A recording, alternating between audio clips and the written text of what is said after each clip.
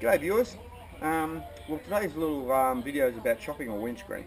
The other day, after doing a mapping out of a memorial ride over here in WA with Troggy, getting a second opinion from him, coming along Nangara Road, it was raining a little bit and I had my windscreen and so forth in place. And everyone in the forum knows that my windscreen is the big 2-up windscreen from National Cycles. Quite a large windscreen, and you tend to look through it instead of looking over it. Now, this brought to my attention the dangers of, well, actually I've known it for a while, but normally I run the dangers at country road speed so the water sheets off, but at suburban speeds that doesn't happen. And a couple of times I've been caught out a little bit where I've been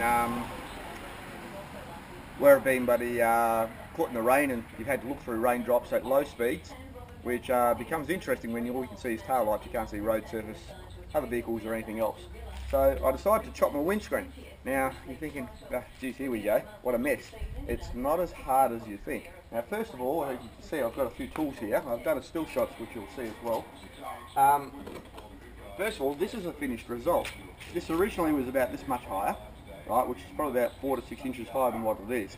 It's a simple matter of cutting across there. Now what you do to do this is first you make a template.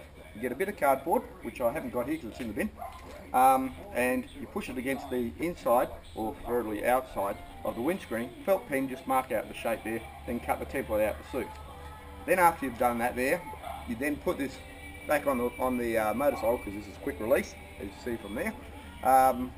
Put it back on the motorcycle, sit there, look at it, pick your spot, and bearing in mind you're supposed to have this here roughly straight out, sort of thing, so you're looking from here and your eyes are probably looking through it about that point there, about 1 inch, 2 inches above the windscreen.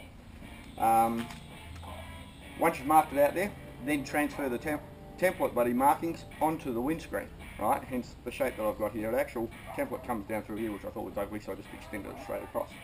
Now, the tools required are very, very simple, and you're thinking it's going to be a little butcherous, but it actually works out pretty good. Tools required. First, a bit of masking tape, because you have to mask up the windscreen, right, so to prevent scratches and damages that you really don't want, because you then go and use a bloody great jigsaw. Yeah, Tim the Toolman Taylor. Oh, sorry, it's a distraction here. Yep, you use that there, and you literally just wipes on. I found it really, really helpful. Wipes on the windscreen. To have another person to help me, and it was my neighbour Ross once again, come to the rescue, and you just lean into it and cut it through there, following the markings that you've done. Bearing in mind not to chop it, push too much on there, otherwise it doesn't cut, it melts, and as in the plastic, so you end up with a really crappy finish. Now you're thinking to yourself, well, wait a minute, it's still going to be bloody crappy finish because you get the jigsaw edge on it. You then go to the next stage of finishing product, right? You go to trusty old file, and I've used the fine one. I've actually used the coarse fine, and to get the finish that I want there, and that's still not good enough. After that, then you then go to sanding block with various grades of sandpaper. I use wet and dry, but apparently it's good enough is just regular sandpaper. You start with coarse, then go to the fine finish, and when you got it. Now, and that's it. And the finish that you want on the edge, I'm going to walk right up to the camera to try and show this. This is the factory finish, right up through there. This is my finish, right along there. Equally as good.